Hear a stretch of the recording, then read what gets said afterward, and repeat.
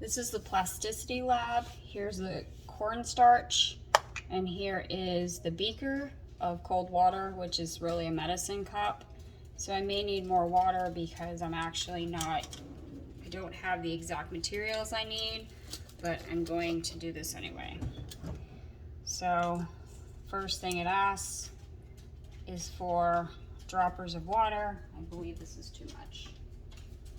All right, so here we have a solid powder, and we're gonna add liquid to it and look at what plasticity looks like. So I'm gonna add water and stir. Didn't do too much. Water. So we have a liquid going into a solid. And now what we're ending up with is sort of like a paste. Like when you were young, you used to use this stuff and paste. But if you can see, it's a little bit more difficult to stir. I'm gonna try to put the powder from the side on there. It still gets more difficult to stir as it goes on. So if you look right now, parts of it are liquid and parts of it are solid. So this is simulation of plasticity because it's not quite as solid and it's not quite a liquid. I'm able to mold and shape it, but I'm also able to pick up some of the parts.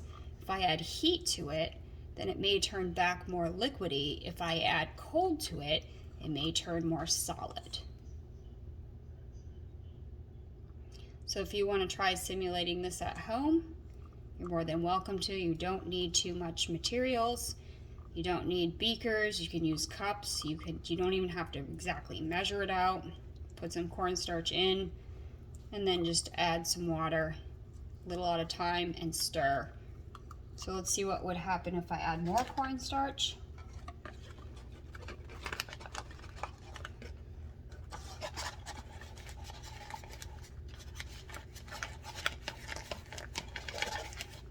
If I can have it come out.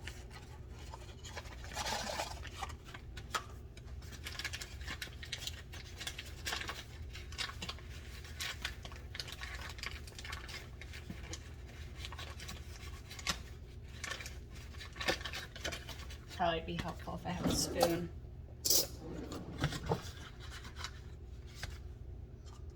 Okay. So I just added a whole bunch of cornstarch. I'm gonna have to add a little bit more water. Same thing happens. It becomes hard to stir as it mixes together. And then we simulate plasticity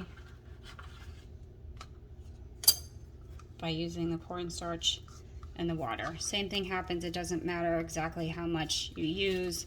It's going to simulate the same thing.